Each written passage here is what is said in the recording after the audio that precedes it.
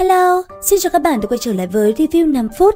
Trong Đấu La Đại Lục, sau khi rời Hạo Thiên Tông, Đường Tam đã ngay lập tức đi tới doanh trại nơi đại quân Thiên Đấu Đế Quốc đang đóng quân. Lúc này, sau khi trở về, Đường Tam đã thành công đột phá 93 cấp sau một tiếng hét dài. Không chỉ vậy, sau đó, bằng vào uy lực từ Hải Thần Tam Xoa Kích, Đường Tam còn hóa giải thành công hai đòn tấn công cực kỳ uy lực của kiếm Đấu La Trần Tâm 97 cấp. Và rồi sau đó, khi thảo luận với các vị tướng quân cùng Hoàng đế Thiên Đấu Đế Quốc, Đường Tam đã đưa ra kế sách phòng bị cho kho lương. Đúng như dự kiến, Võ Hồn Đế Quốc dưới sự chỉ đạo của Bỉ Bỉ Đông, nàng đã ngay lập tức cho quân đi phá bao thóc cho Bị Gạo. Sớm đã đoán được đường đi nước bước, dưới sự thủ hộ của 7 thành viên Sử Lai Khắc Thất Quái, đại quân Thiên Đấu Đế Quốc đã không gặp phải tổn thất gì. Còn Vũ Hồn Đế Quốc, bọn họ đã mất toàn bộ 500 hồn sư, cùng với đó là sự ra đi của Cúc Đấu La khi hắn ta bị Đường Tam lấy mạng. Lúc này, với binh khủng tướng mạnh, thêm vào đó là khí thế như trẻ tre, rất nhanh, đại quân Thiên Đấu Đế Quốc đã áp sát thành Gia Lăng Quan.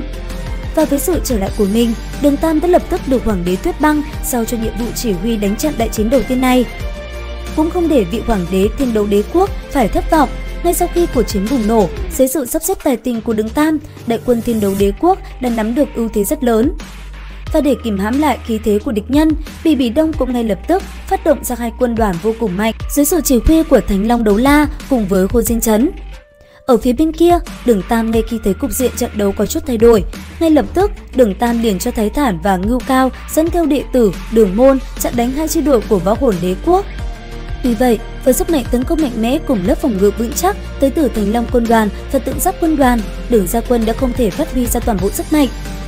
Nhìn cục diện trước mắt, Đường Tam lúc này đã hiểu bây giờ chính là lúc mình phải ra tay. Dẫn theo được Cô Bác và Dương Vô Địch cùng với 6 thành viên trong Sử Lai Khắc Thất Quái, chỉ trong thoáng chốc, chính người đã phóng thẳng tới đám khổn sư của Vũ Hồn Đế Quốc.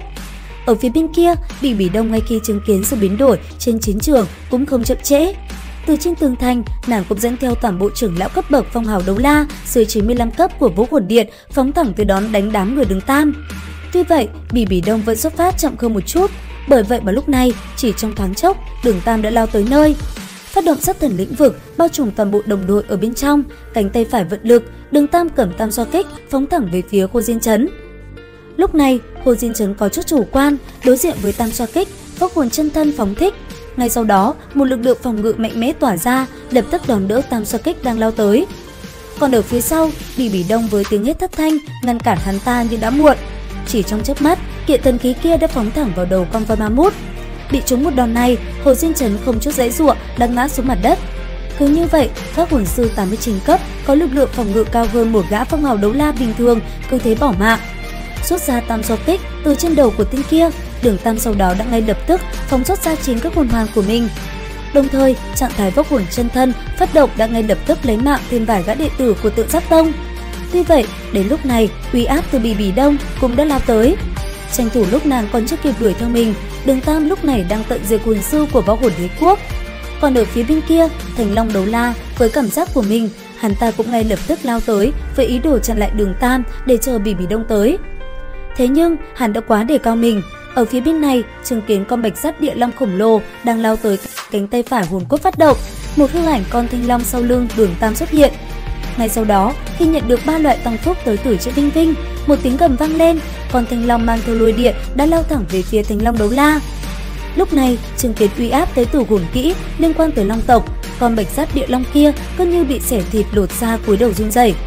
Và sau đó, chỉ trong tích tắc, con thanh long kia đã quấn lấy cơ thể của hắn, khiến tên Phong Hào Đấu La kia không kịp phản ứng, thân thể cứ thế hòa vào cát bụi. Và cứ vậy, ngay trước khi Bỉ Bỉ Đông tới nơi, một gã Phong Hào Đấu La và một tên hồn đấu la 89 cấp đã bị sức mạnh của Đường Tam tiến về nơi trứng suối. Video đến đây là hết rồi. Xin chào và hẹn gặp lại các bạn ở những video tiếp theo.